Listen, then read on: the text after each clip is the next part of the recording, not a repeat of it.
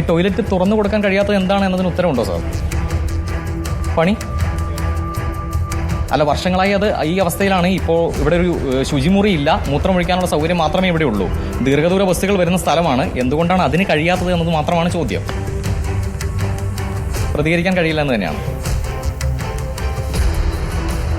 എന്താണ് അദ്ദേഹം പറയുന്നത്? ഇവിടുന്ന് മറ്റു ഉദ്യോഗസ്ഥർ പറഞ്ഞു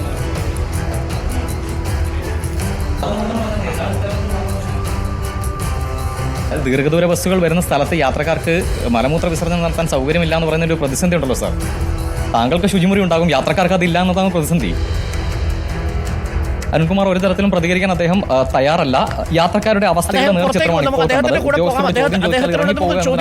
ഇപ്പോൾ കണ്ടത്. അദ്ദേഹം പോകുന്നു,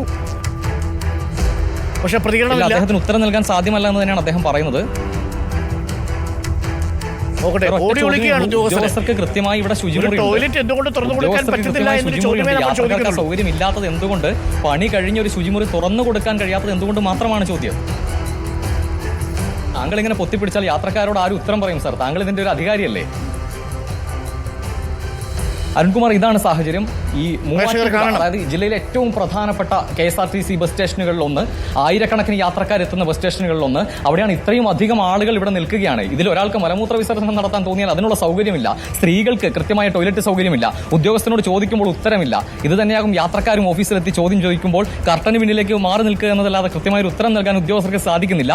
ഇപ്പോൾ നമ്മൾ ദൃശ്യങ്ങളിൽ കാണുന്ന ആ ഷോപ്പിംഗ് കോംപ്ലക്സ് വർഷങ്ങളായി അതങ്ങനെ പണി പൂർത്തിയാക്കി ഇട്ടിരിക്കുകയാണ്. ഈ അധികാരികൾക്ക് കിട്ടാനുള്ള പണം കൃത്യമായി ലഭിച്ചതാണ്. കാരണം നിക്ഷേപകരിൽ നിന്നും കൃത്യമായി സെക്യൂരിറ്റി മേടിച്ച ശേഷമാണ് ആ ബിൽഡിംഗ് കോംപ്ലക്സുകൾ പണി കഴിഞ്ഞിട്ടിരിക്കുന്നത്. 5 വർഷത്തോളമായി ആ നിലയിൽ പണി പൂർത്തിയാക്കാതെ ഇട്ടിരിക്കുന്നു.